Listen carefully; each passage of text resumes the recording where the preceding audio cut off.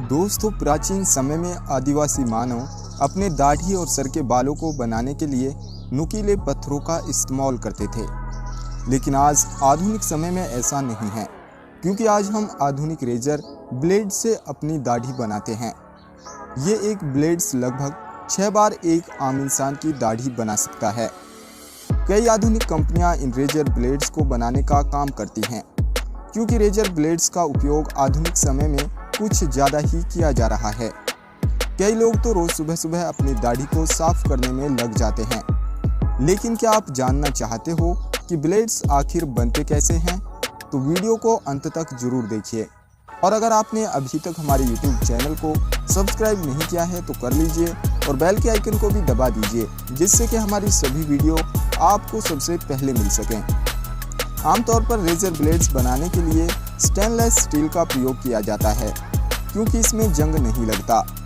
Blades बनाने के लिए सबसे पहले स्टेनलेस स्टील की एक छोटी और लंबी पट्टी को मशीन में डाला जाता है।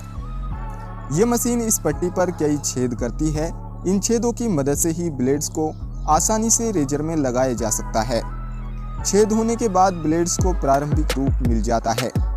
अभी ये स्टेनलेस स्टील की पत्ती बहुत ज़्यादा नरम होती है, जिसे किसी पेपर की तरह आसानी से मोड़ा जा सकता है। इसलिए इसे मजबूत करने के लिए अभी कई प्रक्रियाओं से गुजारा जाएगा, ताकि ये मजबूत और सख्त बन सके। इस प्रक्रिया में सबसे पहले इस पत्ती को लगभग 30 सेकंड तक 1000 डिग्री सेल्सियस पर गर्म किया जाता है, जिसके बाद इसे सीधे पानी में डाला जाता है।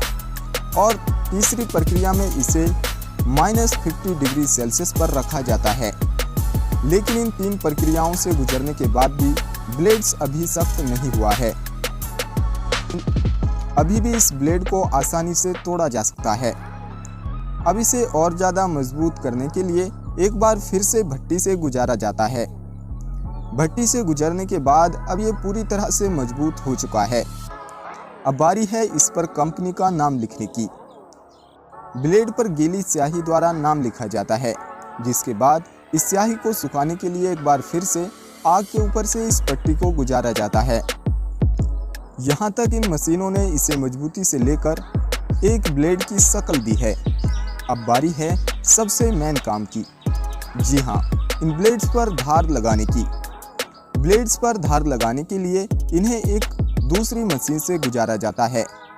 ये मशीन इस पत्ती के किनारों को घिसकर पतला और तेज बना देती है। एक दूसरी मशीन इसे घिसकर चिकना करती है।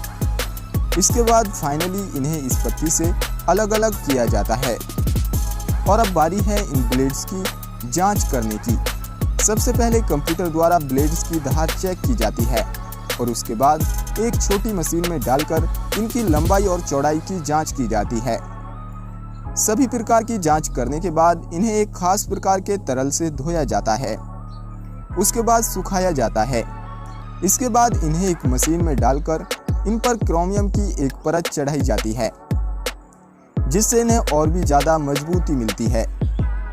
क्रोमियम की परत चढ़ाने के बाद इसे एक और अन्य मशीन में रखकर 50 डिग्री सेल्सियस पर गर्म किया जाता है और इस पर एक खास किस्म का एक तरल चढ़ाया जाता है, जिससे ब्लेड्स और भी ज़्यादा चिकने हो जाते हैं।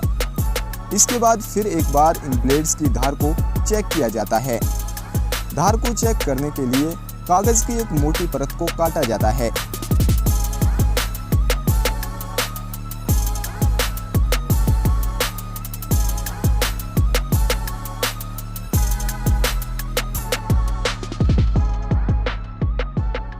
इसके बाद ब्लेड्स को फाइनली आधे घंटे तक तेल में रखा जाता है। आखिर में अब बारी है इन्हें कागज के वैक्स में पैक करने की।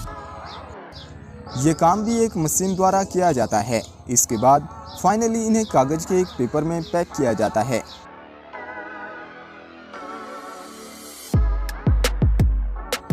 अब फाइनली ये पूरी तरह से बिकने के लिए तैयार है।